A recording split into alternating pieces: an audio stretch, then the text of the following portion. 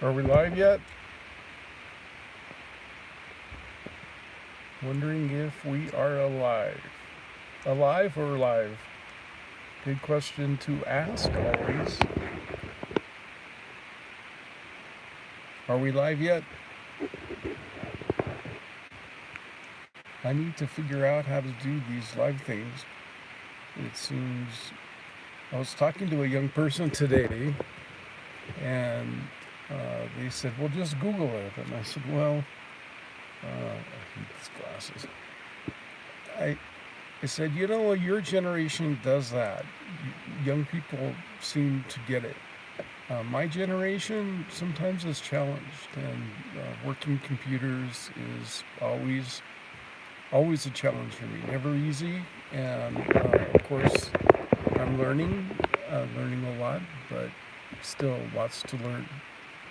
So I'm not getting my messages, and of course, I got to put these crazy glasses on to see. Oh boy. Uh, so I'm not even sure we're live because no one seems to be on. Uh, but uh, how do you like that? A live stream and nobody comes? I guess that tells you where you are in your pecking order when no one comes to your live stream. Uh, but it might be the time of day, or it might be that we're not getting a good internet connection, or it could just be there's some other competition. There are some wonderful channels right now on YouTube, and oh, Slab Studio is here. Hello, Slab Studio, and Sue Kelly. Hello, Sue. Haven't seen you for a while, since earlier this year. Uh, so it's an interesting thing, I'm even now at a loss for words. I'm just not used to doing these. I haven't done these for a long time, and I've got still, as I said, a lot to learn about how to do them better and how to promote them better. And well, for you two guys that are on, tell your friends that we're here. And now these crazy glasses. This is a video about me putting on my crazy glasses. Uh, so let's see, live chat. All messages are visible, not to me. Um, well, thank you, Sue. Sue says I'm looking good, and I'm feeling pretty good. I'm having some problems which I can't really discuss on the internet, but for reasons that I don't want to, I just can't talk about them right now publicly. Uh, but I think any of us can have these kinds of problems, and the issue is, are you prepared to overcome when you have a difficult time, or uh, what is your thought on that? Do we succumb? Do we stay at home and do nothing? I was, during most of COVID, I was staying at home and doing nothing, and wasting away and pining away and gaining a lot of weight. Uh, I haven't been on YouTube in a long time. Last time you were having issues getting the sleep study done. Oh my gosh, yes. Well, that's right. I did have a hard time. I finally found a doctor who threatened the sleep lab with fraud if they didn't give me a sleep study. And they did finally give me a sleep study. And of course, I have sleep apnea. And they gave me a CPAP machine, which is of absolutely no use if you're in a van, unless you have all the whirly-gigs up above, and I don't. But I will in time. I'm thinking about adding solar. How do you add solar to a van with 240,000 miles on it? This is the question. And I guess everybody says, well, just take the solar panels off if something happens to the van. Well, probably I'm going to pay a big fee to put the solar panels on. So then you're going to have to pay another big fee to switch them to the new vehicle. And that's kind of the conundrum I think people face who are in lower incomes, and they don't have endless resources, and so they have to make every buck count. And that's kind of me. I have to make every single cent count and go as absolutely far as I can.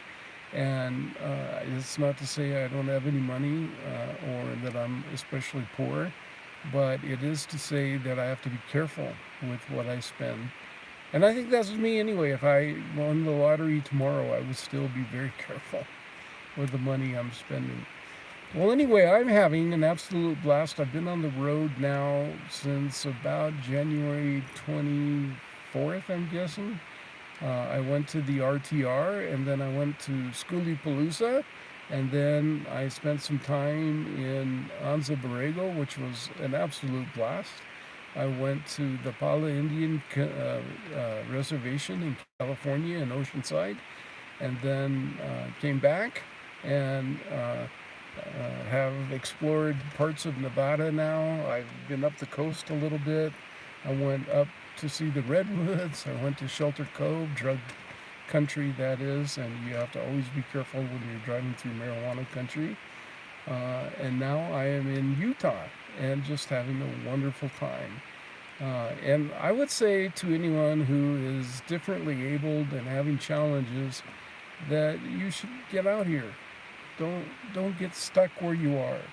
You got to keep going. Campervan 73, good to see you.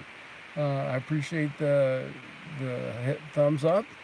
And if you want to be out here, you can be out here. I really believe that. And there are people who have extraordinary challenges. I have a really good friend who is a caregiver, and she's not able to always travel as much as she'd like to, but she still gets out.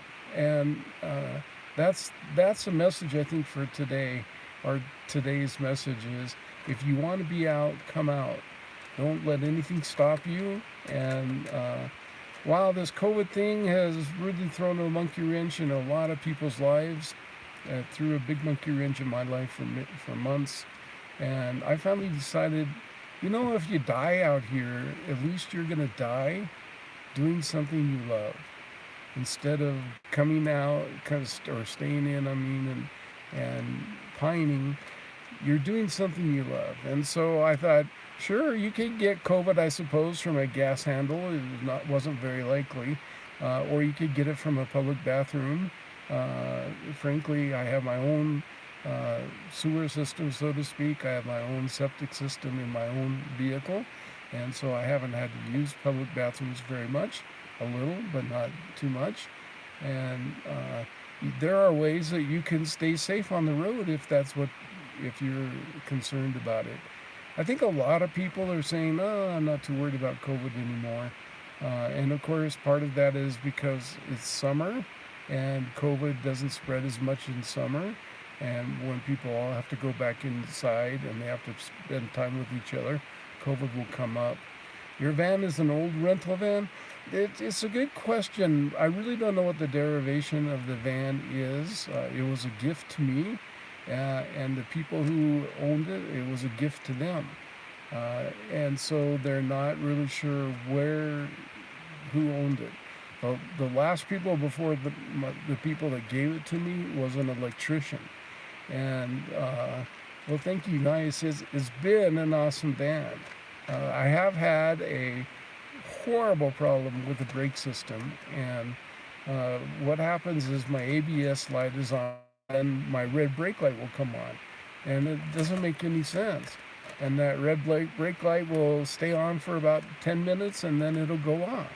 And so do I have a red brake problem, or do I not have a red brake problem?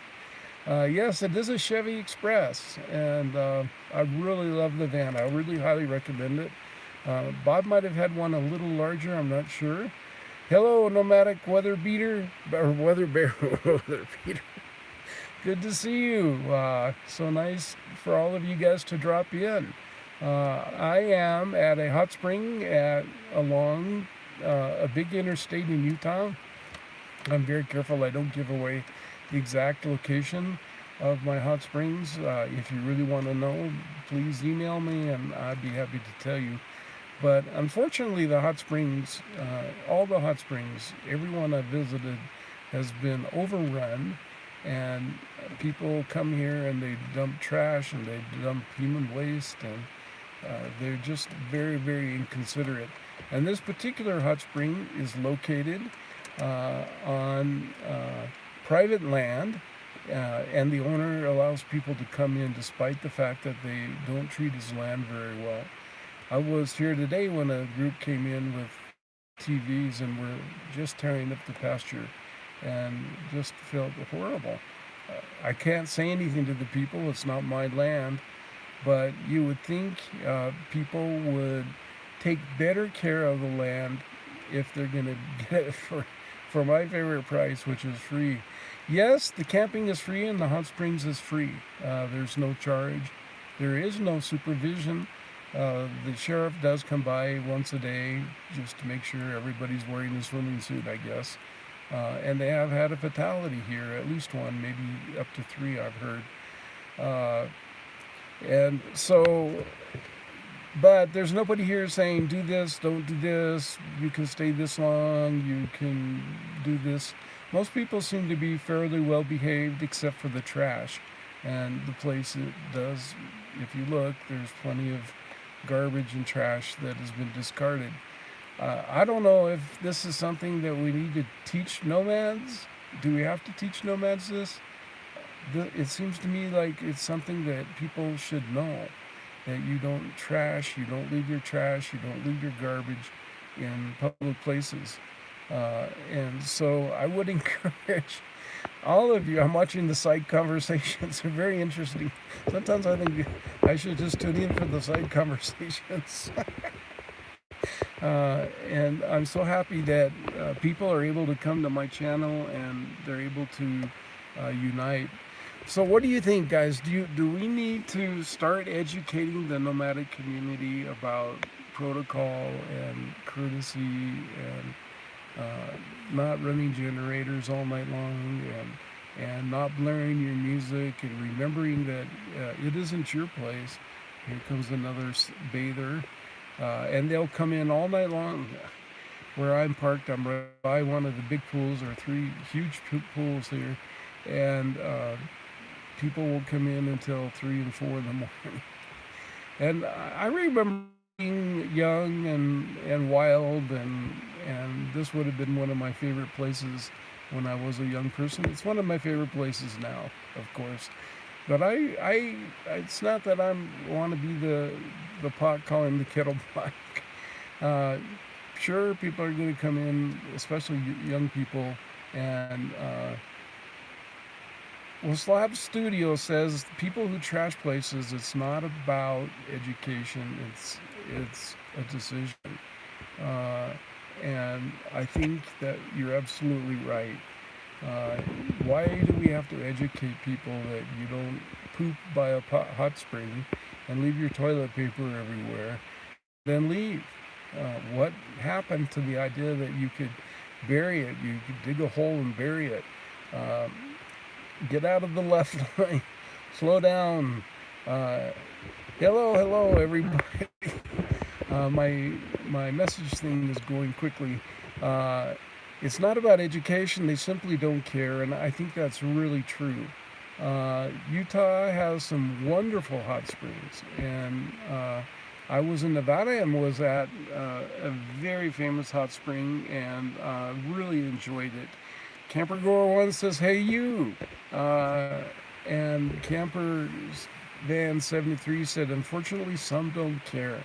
What we're talking about now, if you're coming in late, is why people come to a free place and then they trash it or they poop. Poop is a big thing on the ground. Cows come and they poop on the ground all the time, but when humans poop, it's really, really disgusting. And it has some bacterial content that cow poop doesn't have and horse poop doesn't have. And you would think that people that this isn't something that you have to educate people. You don't go to someone else's land and poop on it and leave your toilet paper on top. And of course the human waste washes into the water system. In Colorado, we think we had the trout whirling disease because of human waste. But what stays forever, it stays for years, is the toilet paper. So the waste has disappeared, but everybody knows that somebody was there because there's toilet paper. No, you don't. Nomadic Weather Bear asked, do you have to pay to use the hot springs? There's no charge. This guy who owns an immense ranch over here, incredibly wealthy person, no doubt, allows people to come in and use the property. There's no charge for the property. There's no guard. There's nobody supervising.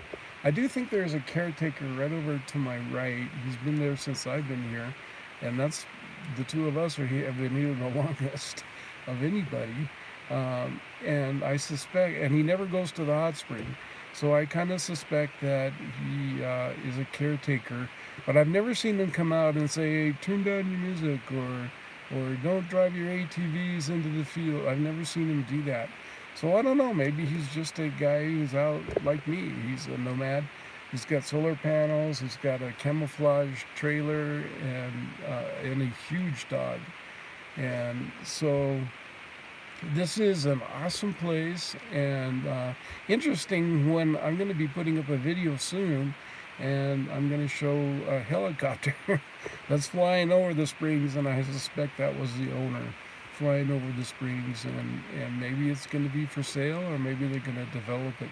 It would make a phenomenal trailer park.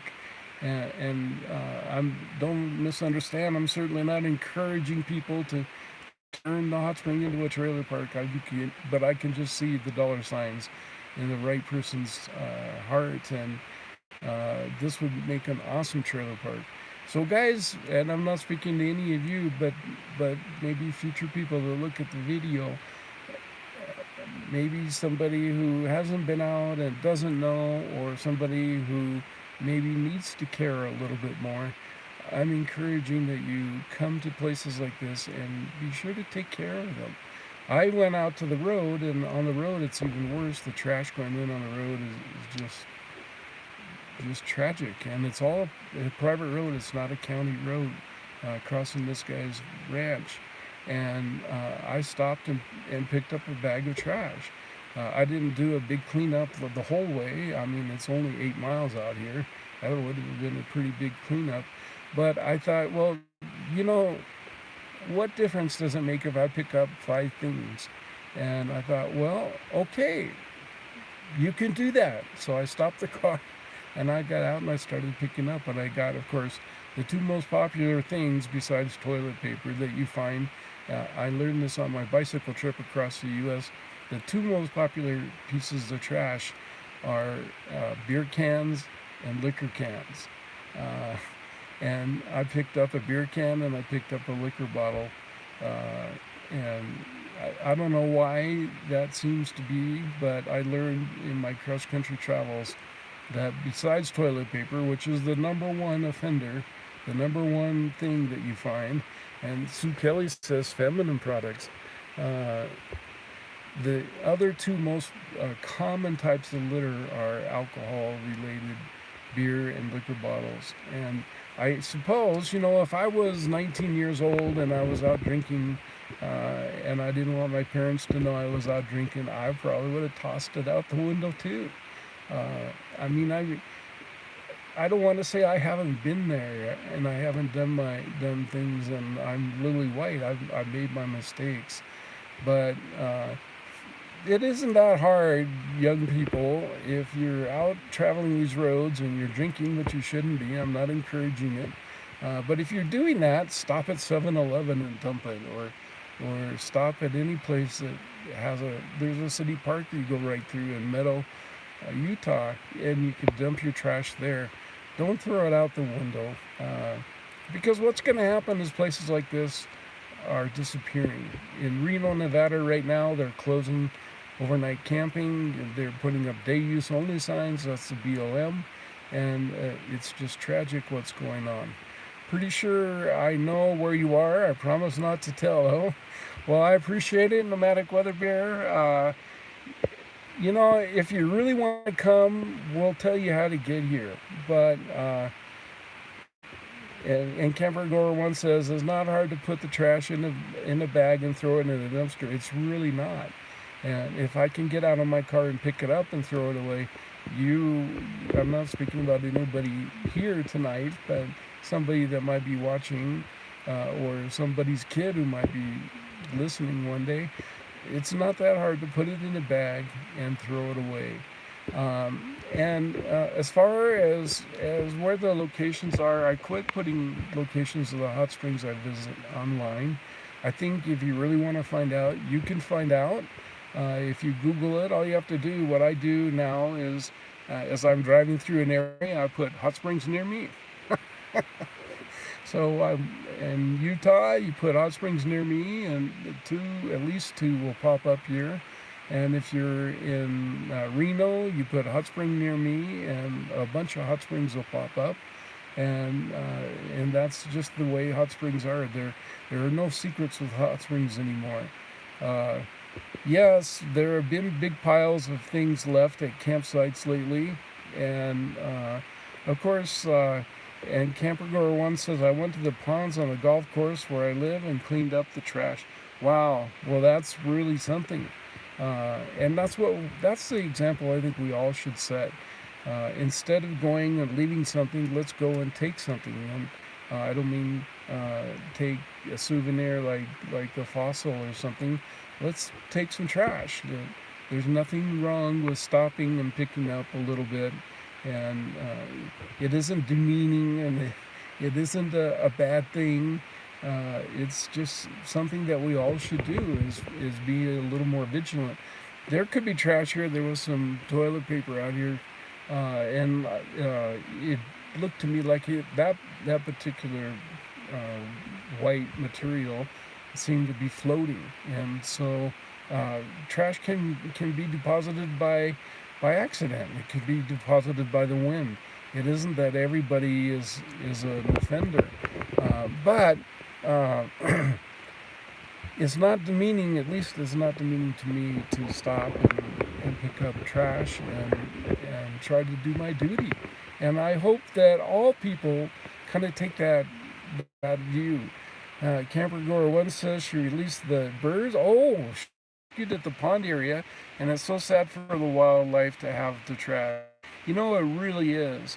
And Sue says, no matter where you are, or where you go, what gas station, what store, there's a trash can out front, and that's true. You know, the trash is out there, and yes, it's really to see that the animals have to live.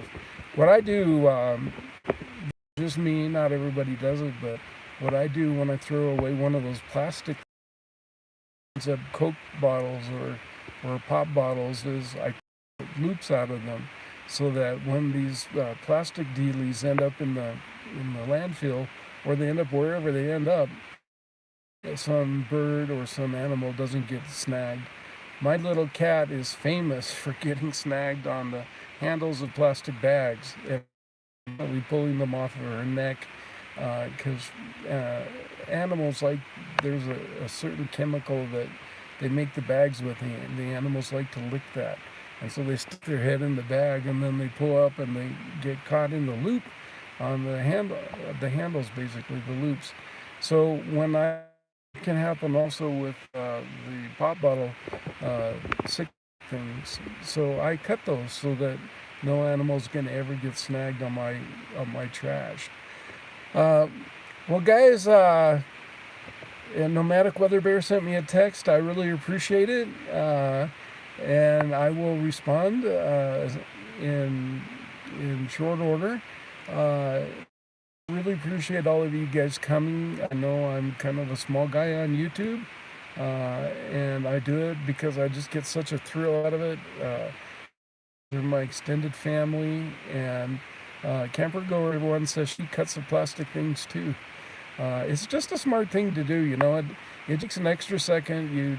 And I always have a pair of scissors handy. You go snip, snip, snip, and no animal is ever going to get snagged in my plastic. It's bad enough that I'm buying anything in plastic, because plastic, they say, won't decompose for 1,000 years. You put that stuff in the ground, and 1,000 years later, finally, it'll turn to sand. But for the 999 years it takes, we're really destroying the planet. And there's a whole patch of plastic. A lot of people don't know this. In the middle of the Pacific Ocean, that's been deposited mostly from the U.S., and then it's carried by the currents. And yes, 1,000 years is a long time for things to decompose. If you think about it, human waste is going to decompose within 6 months to 9 months. Will be gone. Toilet will be there 2 to 3 years. Plastic will be there 1,000 years. He says, mine did that too. I put a bunch in a pillowcase. She liked the bed. Nomadic Weather Bear said plastic, ants, and cockroaches will still be around long. Well, true. It's an interesting topic. Everybody says, well, we're going to lose planet Earth. No, we're not going to lose planet Earth. The Earth is going to be here, but human beings may not be part of it. There isn't any guarantee that human beings have to be part of Earth. And if we don't start taking better care of the Earth, human beings won't be. We'll have cockroaches, and we'll have crocodiles, and we'll have animals that have survived since the dinosaurs, but human beings might not be there. And so we're not really talking about the preservation of planet Earth, we're talking about the preservation of humanity. And when you look at it in those terms, we're all kind of selfish in our own right, I suppose. And most people believe in self-preservation. We're talking about preservation of human beings, because human beings aren't going to do well at the rate and in the way that we're destroying the Earth. Well, guys, I want to thank you all for supporting me and coming on. It means a really lot to me. I hate to admit, I was feeling a little lonely tonight, and I thought, well, you can go over and join the camp over there, but they're doing a lot of music, and I'm not into music. Or I can get on YouTube and talk to you guys. And so I decided the YouTube route. Am I still in the area of the photo I sent you a little while ago? Yes, I am still here. I've been here now for almost 5 days. And I'm thinking about going to Colorado, and because I know Colorado really well, I'm watching the weather closely, and it's supposed to rain, and rain over Vail Pass means ice, and I don't drive really well on ice, and it means black ice. So that means when you get on it, you don't know you're on it until you hit it, and then, oh wow, you go sliding. And so it's going to be 3 or 4 more days. Even though it's beautiful here, it's going to be 3 or 4 more days before I'm going to feel comfortable going over Vail Pass. And we just had a snowstorm in Colorado, in the high country where I live, when I'm not out traveling. And so just 2 days ago, I guess they had a real bad one. So Colorado is just that way, and I've got to really watch weather as I'm going in. Well, guys, yeah, there is a storm front going through, flooding down by Shelby today in Oklahoma. Wow, well, I'm not surprised. That's probably the same front that just blasted Colorado just a few days ago. Excuse me. Well, guys, I really, really appreciate you all tuning in, and you really made my night, every one of you. I am making some incredible friends on the road, and Camper Van 73 says, be safe, everyone. And but don't get stuck not being able to come out. If you have a desire to travel, please come and do it. And yes, I will keep you all posted, and I will see all of you. Sub Studio, thank you also for coming, and Camper Goer 1, and Weather Bear, and Nomadic Weather Bear, and Kelly. You guys really rock. Bye-bye.